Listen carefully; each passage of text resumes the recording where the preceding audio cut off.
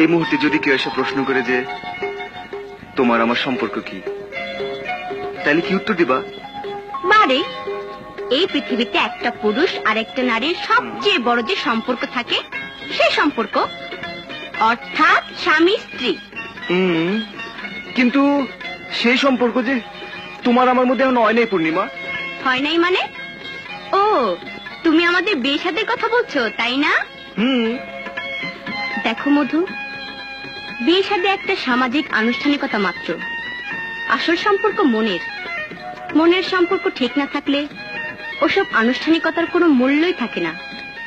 তবু বিয়ে আমাদের সামাজিক ও ধর্মীয় বিধান হিসেবে অবশ্যই মেনে নিতে হয়। তাই সেই বিধান মেনে নিয়ে চলো মহান আল্লাহ পাক এবং তারই সৃষ্টি সমূহকে সাক্ষী রেখে আমরা একে অপরকে কবুল করে নেই। পূর্ণিমা। হ্যাঁ মধু, বলো। হে সর্বশক্তিমান আল্লাহ, তোমারই পবিত্র পৃথিবীর আসমান, জমিন, চন্দ্র, সূর্য আর এই প্রকৃতিকে সাক্ষী রেখে আমরা একে অপরকে কবুল করে নিলাম। তুমিও কবুল করে নিও রাব্বুল আলামিন। আমিন।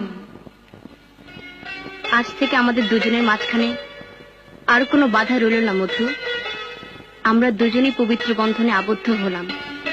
তুমি আমার আর আমি তোমার হলাম।